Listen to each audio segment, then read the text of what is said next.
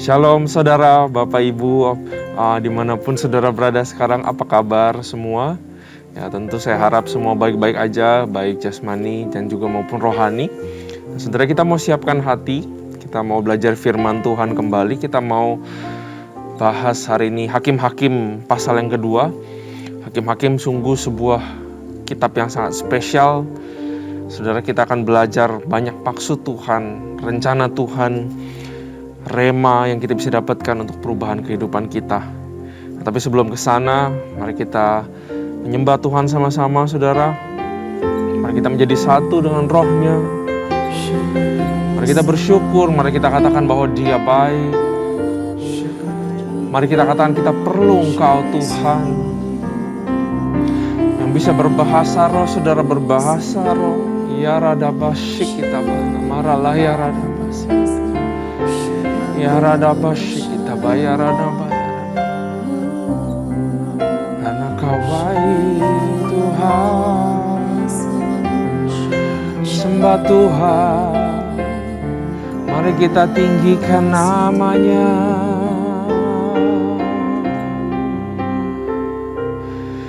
Ya radabashik.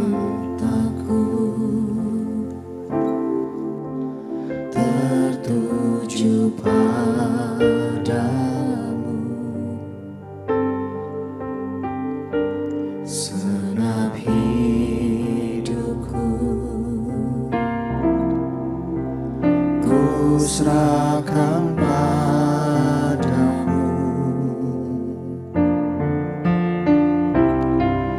bimbing aku masuk rencanamu,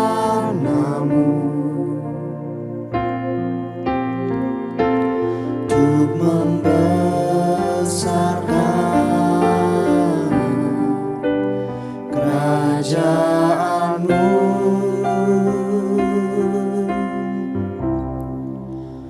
Ku mau mengikuti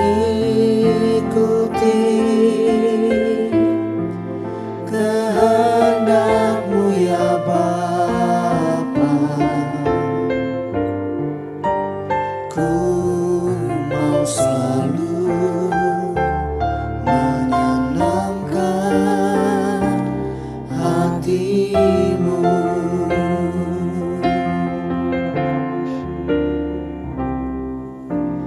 Mataku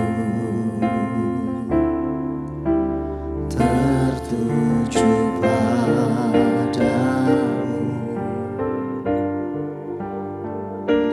segenap hidupku ku serahkan padamu. Bimbing aku masuk rencana-Mu, untuk membesarkan kerajaan-Mu. Ku mau mengikuti kehendak-Mu ya Bapa. Ku mau selalu menyenangkan hati-Mu.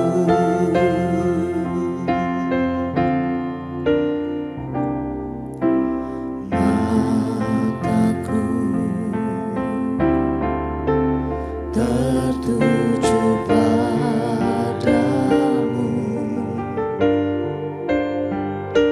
segenap hidupku ku serahkan padamu. Bimbing aku masuk rencana-Mu, untuk membesarkan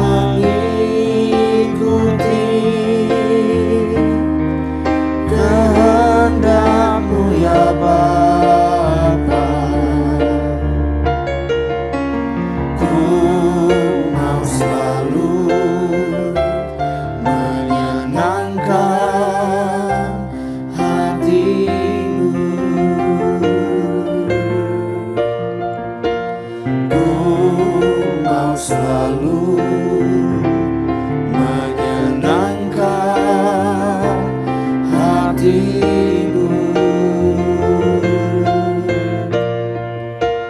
Ku mau selalu menyenangkan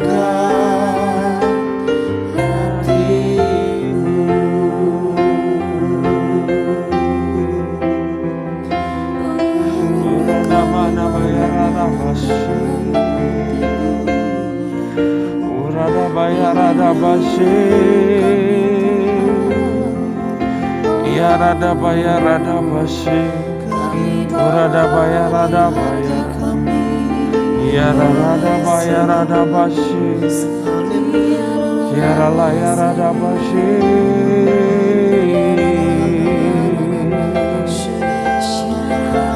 Mau ikuti kehendak-Mu, mau berkenan di hadapan-Mu Tuhan. Mau senangkan hati-Mu Bapa.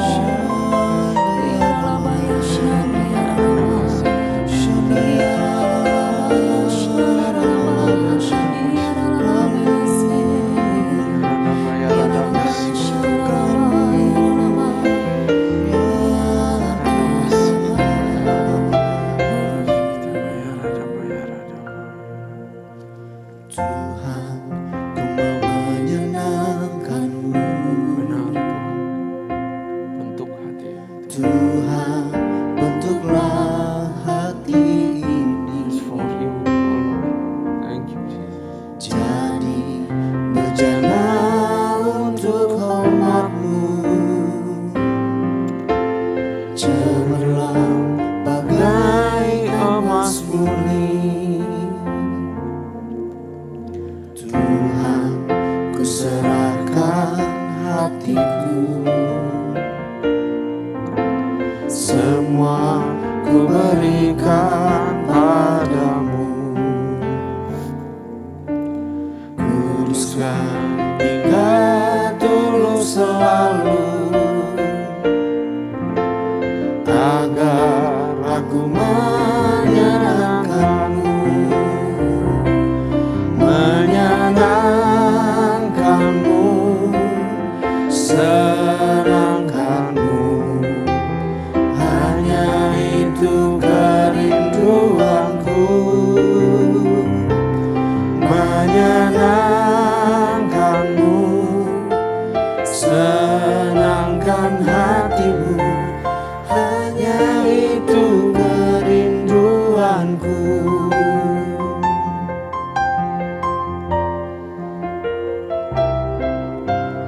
Tuhan, ku mau menyenangkan-Mu.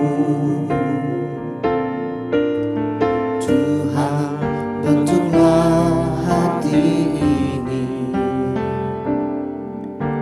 jadi bejana untuk hormat-Mu, cemerlang bagai emas murni. Tuhan, ku serahkan hatiku,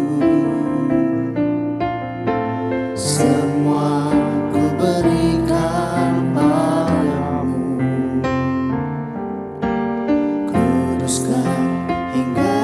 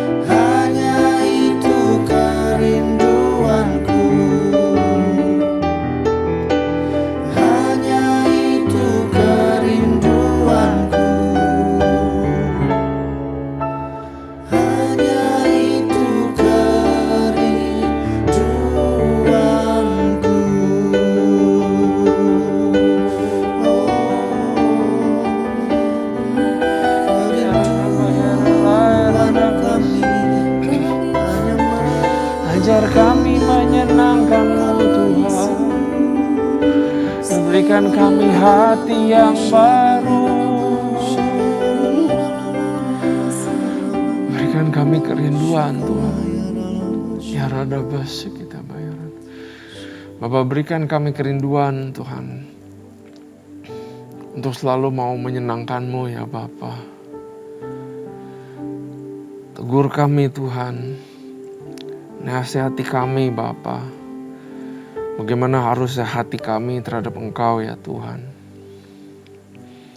Karena apa artinya kami miliki segala sesuatu? Apa artinya kami dapat apa yang kami inginkan, tapi kehidupan kami tidak menyenangkan Engkau ya Tuhan. Bapak, kami mau belajar dari kitab Hakim-Hakim bahwa hadiah masuk ke tanah Kanaan tidaklah sebanding dengan taat dan menyenangkan Engkau ya Tuhan. Bahwa yang Kau inginkan adalah kami taat. Yang Kau inginkan adalah kami tidak berpaling sama Allah yang lain ya Tuhan. Berikan kami rema, berikan kami pengertian Tuhan, supaya kami bisa belajar. Dan firman-Mu yang ditabur kepada setiap kami menjadi pohon yang berbuah, bisa dinikmati Tuhan. Sembunyikan hamba-Mu di balik salib-Mu, berkati lidah bibir hamba-Mu, berikan hikmat yang baru, terangi hamba-Mu supaya keluar perkataan-perkataan yang tidak hamba siapkan atau hamba catat sebelumnya. Tapi biar semua Engkau saja yang berbicara kepada kami semua. Terima kasih Tuhan, terima kasih Bapa. Hanya di dalam nama Tuhan Yesus kami siap untuk belajar. Haleluya, amin. Sekali lagi saudara, shalom. Salam sukacita buat kita semua. Nah, mari kita siap-siap. Saudara, mari kita buka Hakim-Hakim pasal yang kedua. Nah saudara, supaya kita mengulang kembali, kita tahu bahwa Hakim-Hakim merupakan kitab yang mengajarkan kita banyak hal dari kejatuhan bangsa Israel. Di mana moral, baik itu moral jiwani maupun moral rohani itu drop. Kita akan melihat bahwa nanti di pasal 3 mulai drop. Mulai dimunculkan pahlawan-pahlawan untuk mengembalikan sesuatu value. Tapi makin terus ke belakang kita akan melihat bahwa akan semakin drop. Nah, kita bisa tentu aja belajar daripada sesuatu yang baik, tapi tentu kita juga bisa belajar dari sesuatu yang buruk. Hakim-Hakim pasal 1 berbicara mengenai bagaimana bangsa Israel mengizinkan orang-orang Kanaan tetap tinggal. Mereka menguasai tempat-tempat milik pusaka mereka. Secara militer mereka berhasil menguasai daerah-daerah. Secara militer mereka berhasil menguasai atau menduduki tempat-tempat yang diundi, yang menjadi pusaka mereka dari military perspektif. Nah, tapi kalau pasal kedua itu adalah dari perspektifnya Tuhan. Nah, mari kita baca dari ayat 1 sampai ayat 5 terlebih dahulu. Malaikat Tuhan di Bokim. Lalu malaikat Tuhan pergi dari Gilgal ke Bokim dan berfirman, "Telah kutuntun kamu keluar dari Mesir, dan kubawa ke negeri yang kujanjikan dengan bersumpah kepada nenek moyangmu, dan aku telah berfirman, aku tidak akan membatalkan perjanjianku dengan kamu untuk selama-lamanya." Saya senang banget naratif di sini. Malaikat Tuhan memulai bukan dengan suatu teguran atau bukan dengan sesuatu yang menjatuhkan mental atau sesuatu yang negatif, tapi dimulai dengan memberikan refreshment bahwa Tuhan itu baik dan gak ada satupun kesempatan atau keinginan Tuhan untuk membatalkan perjanjiannya. Jadi dia ingatkan dulu bagaimana janjinya Tuhan sebenarnya. Baru setelah dia sampaikan kebaikan atau daripada perjanjian daripada Tuhan, barulah Tuhan memberikan batasan atau perimeter, ya, perintah untuk supaya umat Israel bisa menikmati janjinya. Ayat 2, tetapi janganlah kamu mengikat perjanjian dengan penduduk negeri ini. Mezbah mereka haruslah kamu robohkan, tetapi kamu tidak mendengarkan firman-Ku. Mengapa kamu perbuat demikian? Aku itu udah mau berkati kamu itu akan luar biasa kehidupannya, tapi kenapa kamu gak menjaga batasan yang aku berikan kepadamu, kata Tuhan. Lagi aku telah berfirman, aku tidak akan menghalau orang-orang itu dari depanmu, tetapi mereka akan menjadi musuhmu dan segala allah mereka akan menjadi jerat bagimu.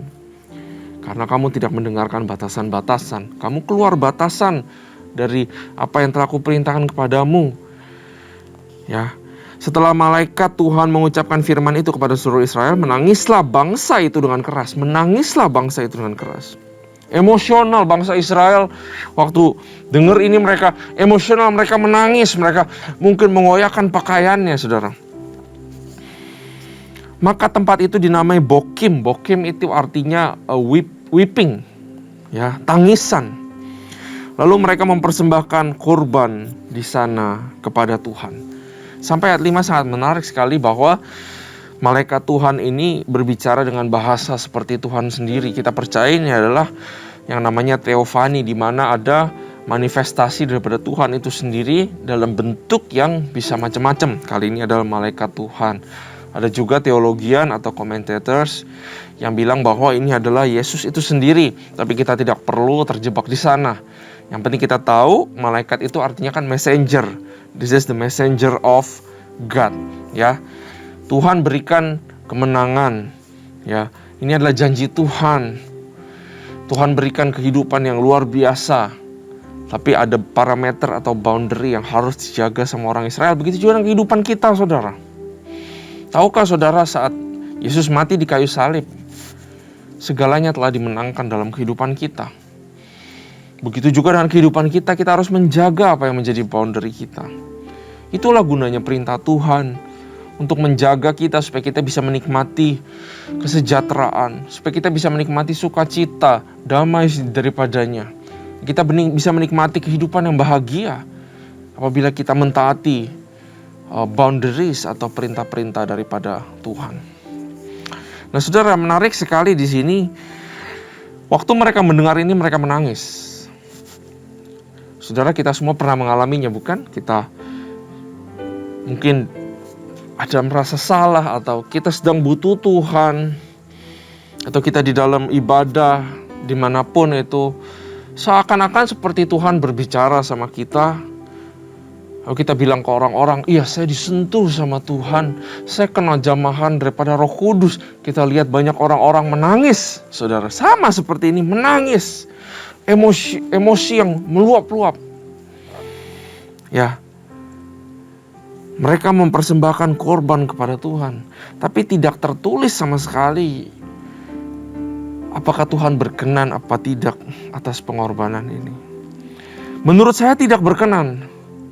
Karena kalau kita baca, dan menurut saya tangisan ini cuma tangisan di mata. Tangisan ini cuma emosi. Bukan tangisan yang menyebabkan pertobatan. Karena kalau kita baca, saudara, sampai ayat 11, mari kita baca. Mereka masih melakukan hal yang sama. Orang Israel menyembah berhala pada zaman hakim-hakim. Lanjut ayat 6. Setelah Yosua pergi melepas bangsa itu, pergilah orang Israel itu masing-masing ke milik pusakanya untuk memiliki negeri itu. Dan bangsa itu beribadah kepada Tuhan sepanjang zaman Yosua dan sepanjang zaman para tua-tua yang hidup lebih lama lagi daripada Yosua. Dan yang telah melihat segenap perbuatan yang besar yang dilakukan Tuhan bagi orang Israel. Dan Yosua bin Nun, hamba Tuhan itu mati pada umur 110 tahun. Ia dikuburkan di daerah milik pusakanya di Timnat Heres di pegunungan Efraim, di sebelah utara gunung Gaas. Setelah seluruh angkatan itu dikumpulkan kepada nenek moyangnya, bangkitlah sesudah itu angkatan yang lain yang tidak mengenal Tuhan ataupun perbuatan yang dilakukannya bagi orang Israel. Lalu orang Israel melakukan apa yang jahat di mata Tuhan. Mereka beribadah kepada Baal. Saudara, kita di dalam mencari Tuhan, di dalam beribadah, gampang saudara untuk nangis. Betul? Saudara datang ke ibadah kerumunan 1000 orang, 500 orang, 200 orang. Ada iman di situ yang mungkin bukan iman saudara. Hadirat Tuhan turun. Saudara bisa merasakan, betul saya bisa merasakan hadirat Tuhan. Hadirat Tuhan bisa dirasakan. Kita rasa disentuh Tuhan. Tuhan berbicara sama kita. Kita menangis. Tapi berapa banyak yang cuma berhenti sampai menangis? Berapa banyak yang cuma berhenti sampai bokim? Tangisan itu bukan cuma koyak pakaian, tapi harus koyak hati, kata Tuhan. Artinya apa? Sampai bertobat dan terjadi perubahan dalam kehidupan. Itulah tangisan yang berarti di hadapan Tuhan. Yoel 2 ayat 13, complimentary verse buat kita semua. Koyakkanlah hatimu dan jangan pakaianmu.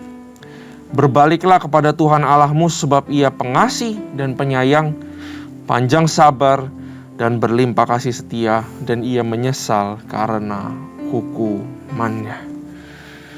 Dengar kesaksian bisa nangis, saudara. Dengar cerita inspiratif bisa tersentuh, bisa menangis. Tapi lagi-lagi kita diingatkan, ukurannya adalah perubahan. Ukurannya bukan seberapa saudara nangis. Saudara, kita gak pernah tahu dia nangis karena masalahnya, bukan? Kita gak pernah tahu dia nangis karena kesusahannya. Tapi orang yang sungguh-sungguh, benar-benar koyak hati, kita akan lihat dia berubah. Amin, saudara. Itu yang diinginkan Tuhan. Tuhan panjang sabar, Dia murah kasih. Dia udah bilang kok, saya janji ya, tetap janji. Firman tetap firman, batasan tetap batasan. Jangan menyembah Allah lain. Kapanpun kamu mau kembali kepadaku, kata Tuhan, aku akan menerima kamu dengan tangan terbuka. Ya, sayangnya umat Israel tidak berubah, saudara. Nah, baiklah kita jangan seperti orang Israel, tapi lewat sini kita belajar. Firman Tuhan absolut dan mutlak dalam kehidupan kita. Saudara pilih mau ikut firman Tuhan atau enggak. Saudara pilih artinya, kalau saudara pilih ikut firman Tuhan atau enggak, saudara itu sedang memilih saudara mau kehidupan berkemenangan apa tidak. Karena janjinya sudah ya dan amin, saudara. Mari kita berbalik kepada Tuhan. Mari kita sujud dan bertobat kepada Dia. Saudara, benar-benar repentance 180 derajat. Kita tinggalkan Allah-Allah lain, maka Tuhan akan mengampuni kita. Amin, saudara. Kita lanjut ayat 12, mereka meninggalkan Tuhan. Ayat 12 ya, mereka meninggalkan Tuhan Allah nenek moyang mereka yang telah membawa mereka keluar dari tanah Mesir, lalu mengikuti Allah lain dari antara Allah bangsa-bangsa di sekeliling mereka dan sujud menyembah kepadanya, sehingga mereka menyakiti hati Tuhan. Demikianlah mereka meninggalkan Tuhan dan beribadah kepada Baal dan para Asitoret. Maka bangkitlah murka Tuhan terhadap orang Israel. Ia menyerahkan mereka ke dalam tangan perampok dan menjual mereka kepada musuh di sekeliling mereka, sehingga mereka tidak sanggup lagi menghadapi musuh mereka. Saudara, kalau kita nggak taat, kita nggak hidup atau berjalan dalam firman Tuhan, kita akan merasa seperti segala sesuatu itu sedang menyerang kita dan kita seperti sendiri dan tidak ada benteng pertahanan, betul? Karena itu firman Tuhan adalah our protection. Firman Tuhan adalah sesuatu hal yang melindungi kita, benteng kita di dalam kehidupan kita, saudara. Setiap kali mereka maju, tangan Tuhan melawan mereka dan mendatangkan malapetaka kepada mereka, sesuai dengan apa yang diperingatkan kepada mereka oleh Tuhan dengan sumpah, sehingga mereka sangat terdesak.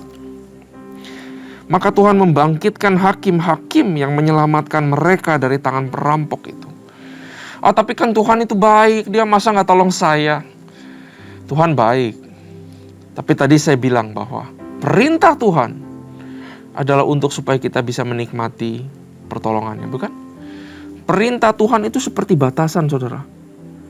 Saudara masih bisa menikmati pertolongan, penyediaan, penyertaan Tuhan. Itu. Jadi kita harus berubah pikiran bahwa perintah Tuhan bukan buat Dia, Tuhan pengen kita jadi kayak hamba yang taat, bodoh, no. Tapi kita yang harus mengerti bahwa perintah Tuhan itu bagaikan batasan saudara mau ada di kerajaan Allah atau kerajaan dunia? Kalau saudara berada di luar Indonesia, saudara tidak bisa menikmati apa yang negara berikan kepada rakyat Indonesia. Kalau saudara tidak mentaati hukum-hukum undang-undang dasar, saudara nggak bisa dilindungi oleh hukum itu, saudara. Betul? Ayat 16, maka Tuhan membangkitkan hakim-hakim yang menyelamatkan mereka dari tangan perampok itu. Nah, mulai dari sinilah Tuhan akan membangkitkan hakim-hakim. Nah, kita pikir hakim-hakim adalah heroes yang luar biasa. Ada yang disebut memang pahlawan iman. Tapi kita akan lihat nanti hakim-hakim dari yang pertama sampai yang terakhir itu akan turun terus levelnya. Hakim-hakimnya sendiri makin lama makin bobrok. Ya. Ayat 17.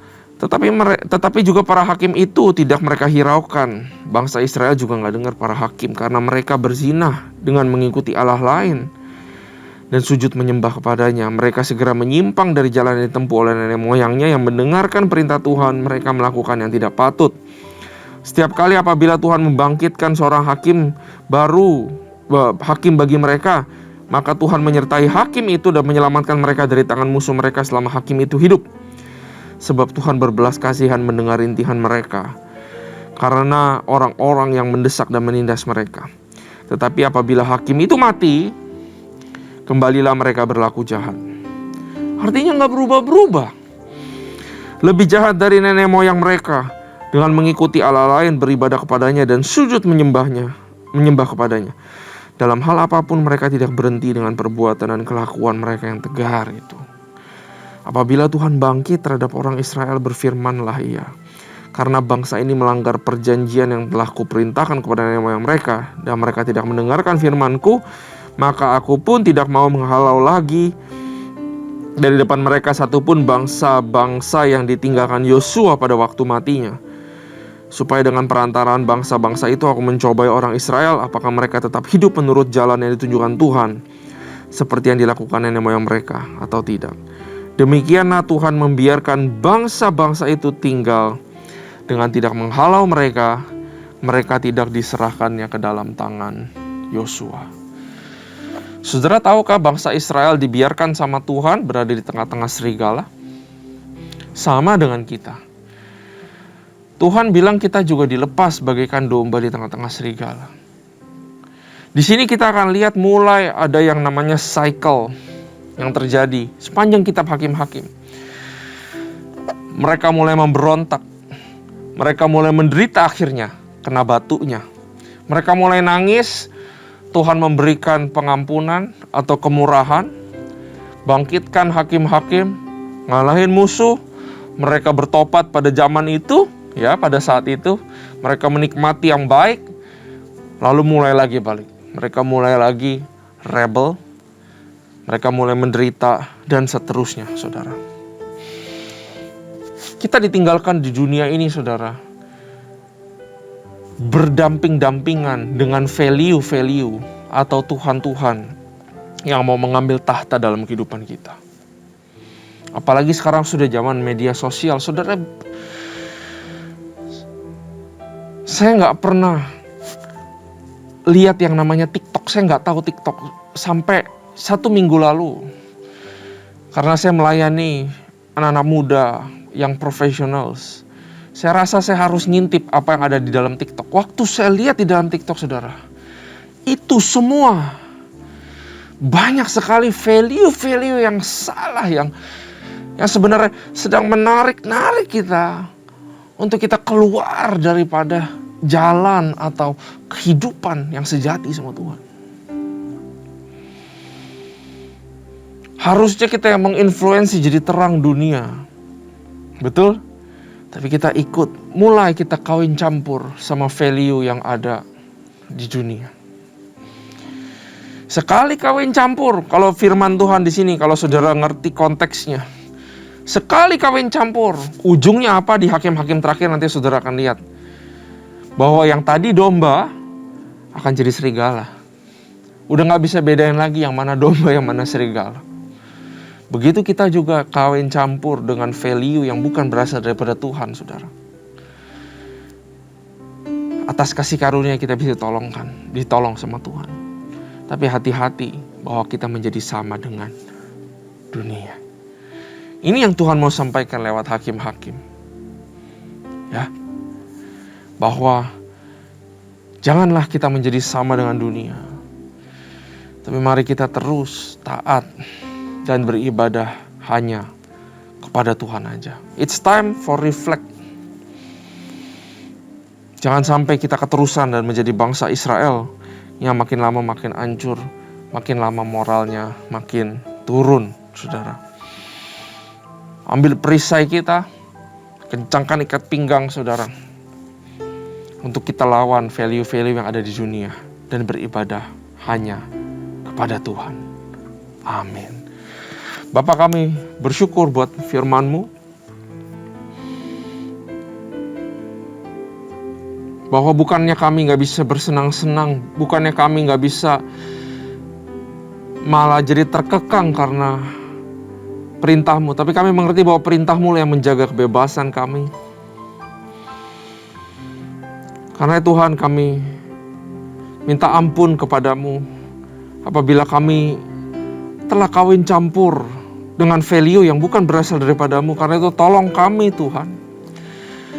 Kami percaya ada kasih karunia yang cukup untuk tolong kami berbalik kepada Engkau, ya Bapa. Hamba-Mu pribadi, Tuhan, hamba mau bertobat buat segala kesalahan hamba-Mu, Tuhan. Tuhan juga ampuni semua jemaat yang mau berbalik kepadamu, ya Tuhan. Jangan biarkan iblis intimidasi kami. Berikan kami roh yang taat dan takut dan mau berjalan side by side with you. Thank you, Jesus. Thank you, Father. Kami belajar banyak, Tuhan. Dan kami excited untuk lanjut belajar hakim-hakim yang ketiga, Tuhan. Terima kasih ya Bapa, buat rema, buat logos yang telah Kau berikan. Hanya di dalam nama Tuhan Yesus Kristus. Haleluya. Amin. Tuhan Yesus memberkati.